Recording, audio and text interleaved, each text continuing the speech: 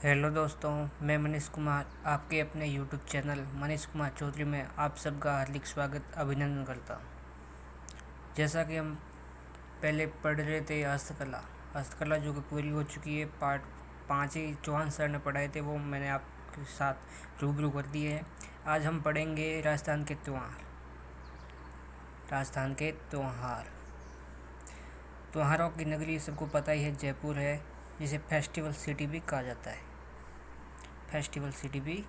किसको? जयपुर को। त्योहारों का आगमन तो होता है 30 से। त्योहारों का आगमन कहाँ से होता है? 30 से, और समाप्ति होती है गणगौर से। त्योहारों का आगमन तो होता है 30 से और समाप्ति होती है गणगौर से। अब हम एक 8 त्योहार के बारे में चर्चा करेंगे। पहला है फुलेरा दूज, दूसरा है खेलनी सातम, तीसरा है बरसाइत अमावस्या, चौथा है गंगा दशमी, पांचवा है बड़लिया नवमी, छठा है सुगंध दशमी, सातवां है पीपल पूर्णिमा और आठवां है सोमवती अमावस्या। तो जैसा कि आप समझ पा रहे हैं कि चौहान सर ने इसमें कुछ सेटिंग बताई थी, वो आपके सामने मैं रूबरू करूँगा। फुलेरा दूज, फू में शुक्ल की मात्रा दिख रही है आपको फुलेरा में, तो ये आ जाएगा फू से शुक्ल, और दूज से तो दो आ जाएगा। फू से मतलब ये फाल्गुन हो गया, समझ में आ रहा है ना। फिर एक खेलनी सातम, सातम से सात हो गया। शुक्ल, ये ख दिख रहा है, ख दिख रहा है, तो इसमें शुक्ल की ध्यान रहता थोड़ा। खेलते कब है? फाल्गुन में, तो ये फाल्गुन शुक्ल 7। फिर बरसाइत अमावस्या, बरसाइत ये बड़ मतलब बड़ा, हिंदी महीने के अनुसार बड़ा महीना कौन सा होता है? ज्येष्ठ। अमावस्या तो अमावस्या। फिर है गंगा दशमी, दशमी तो दशमी स से आ गया शुक्ल। और बड़ी नदी से हिंदू महीने के अनुसार कौन सा महीना सबसे बड़ा है? तो ये ज्येष्ठ, तो गंगा दशमी हो गया। फिर ज्येष्ठ शुक्ल 10। फिर बढ़लिया नवमी तो नवमी से 9 हो गया। फिर अब बढ़लिया, इसमें चौहान सर ने बताया कि बढ़लिया ल या से फिर आ की साथ में ध्वनि निकलती है, आ से आषाढ़ शुक्ल 9। फिर है सुगंध दशमी तो दसवीं, सुगंध भाद्र शुक्ल 10। फिर है पीपल पूर्णिमा तो पूर्णिमा, हम और आप क्या कर सकते हैं? पूर्णिमा तो पूर्णिमा। पीपल, ऐसा माना जाता है कि पीपल के पेड़ के नीचे भगवान बुद्ध को ज्ञान की प्राप्ति हुई थी।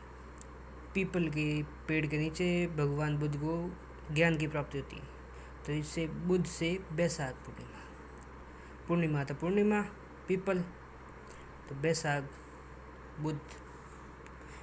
पूर्णिमा। फिर है सोमवती अमावस्या तो अमावस्या, हम और आप क्या कर सकते हैं? अमावस्या तो अमावस्या, सोमवार की अमावस्या।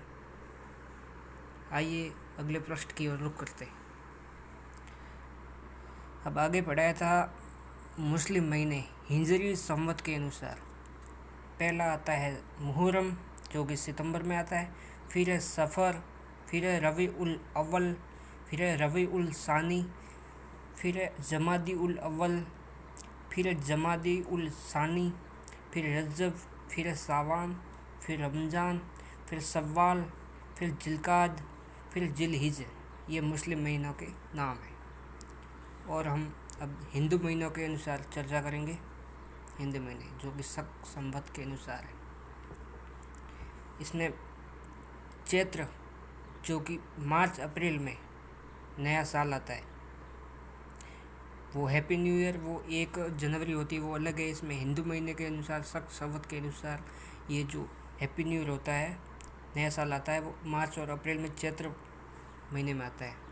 फिर चैत्र, वैशाख, जेठ, आषाढ़, श्रावण, भाद्र, आश्विन, कार्तिक, मार्गशीर्ष, पौष, माघ, फाल्गुन। समाप्ति होती है फरवरी मार्च में। आइए अगले प्रश्न की ओर रुख करते हैं।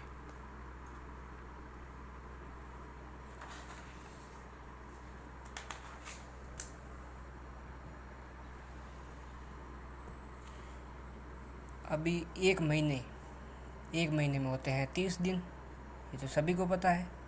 एक महीने में होते हैं 30 दिन। 30 दिन में पहले के पहले जो शुरुआत के 15 दिन होते हैं, 15 पखवाड़ा, 15 दिन जो पहले आते हैं उसमें 15वें दिन तो होती है अमावस्या, और 15वें दिन जो शुरुआत के आते हैं उसको कृष्ण पक्ष में रखा जाता है। और जो अंतिम के 15 दिन आते हैं और 15वें दिन को पूर्णिमा कहते हैं, पूर्णिमा, और वो शुक्ल में आते हैं, शुक्ल पक्ष में आते हैं। फिर पूर्णिमा 3 बताई थी चौहान सर ने। बुद्ध पूर्णिमा, गुरु पूर्णिमा, शरद पूर्णिमा। बुद्ध पूर्णिमा, गुरु पूर्णिमा, शरद पूर्णिमा। बुद्ध पूर्णिमा वैशाख पूर्णिमा, गुरु पूर्णिमा आती है आषाढ़ में, शरद पूर्णिमा आती है आश्विन पूर्णिमा। तो पूर्णिमा हम और आप क्या कर सकते हैं। फिर तीज भी सर ने 3 ही बताई थी। पहली है आखा तीज को अक्षय तृतीया कहा जाता है। अक्षय तृतीया वैशाख शुक्ल 3 को आती है। फिर दूसरी पढ़ाई थी छोटी तीज आती है श्रावण शुक्ल 3 को। फिर तीसरी आपको पढ़ाई थी हमको भी बड़ी तीज, जो भाद्र कृष्ण 3 को आती है। ये बड़ी तीज को बूढ़ी तीज, सातुड़ी तीज या कजली तीज भी कहा जाता है, ये बड़ी तीज को। फिर नोट में लिखा सबसे प्रसिद्ध तीज जयपुर में मनाई जाती है, और सबसे छोटी तीज भी जयपुर में मनाई जाती है। तीज की सवारी जयपुर में मनाई जाती है, और जो श्रावण में निकाली जाती है तीज की सवारी। आइए अगले प्रश्न की ओर रुख करते हैं। जैसा कि हम पहले पढ़ चुके हैं, त्योहारों का आगमन तो होता है छोटी तीज से, और समाप्ति होती है गणगौर से, पहले बता चुके हैं। फिर अब बड़ी तीज बूढ़ी, सातुड़ी, कजली तीज भी कहते हैं बड़ी तीज को। ये बूंदी की प्रसिद्ध है क्या बड़ी तीज। फिर पढ़ाया था गणगौर 16 दिन का होता है। प्रारंभ, इसमें 16 को भी 8 दिनों में कन्वर्ट किया, प्रारंभ में और अंतिम में। प्रारंभ तो होता है चैत्र कृष्ण प्रतिपदा के दिन होता है, इसमें पड़वा भी कहा जाता है। ये धुलंडी के दिन गणगौर की जाती है। और अंतिम के और बीच में आता है ईसर। इसी गणगौर के 16 दिन के बीच में ही ईसर गणगौर की पूजा दूब से होती है। ईसर तो कहा जाता है शिव को, और गणगौर कहा जाता है पार्वती जी को। ईसर तो कहा जाता है शिव जी को, और गणगौर कहा जाता है पार्वती जी को, की पूजा दूब से होती है। और गणगौर का समापन होता है चैत्र शुक्ला तृतीया को। गणगौर का समापन होता है चैत्र शुक्ला तृतीया को, जो गणगौर बोलावणी कहा जाता है। गणगौर बोलावणी, ये बोलावणी पहले ऐसे ही लिखा जाता था, इसका अर्थ होता है ला। फिर अब विश्व प्रसिद्ध गणगौर की सवारी जयपुर में निकाली जाती है, जिसमें देसी विदेशी पर्यटक हजारों की संख्या में भाग लेते हैं। चैत्र शुक्ल तृतीया को जयपुर में गणगौर का मेला लगता है। आइए अगले प्रश्न की ओर रुख करते हैं।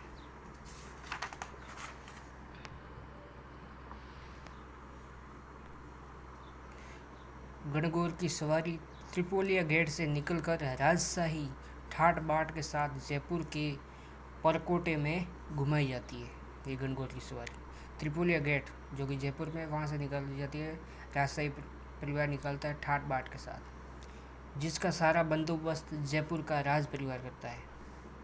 सुहागन महिलाएं अपने पति की दीर्घ आयु, लंबी आयु की कामना के लिए तथा कुंवारी कन्याएं इच्छित वर की प्राप्ति के लिए गणगौर की पूजा करती है व उपवास रखती है।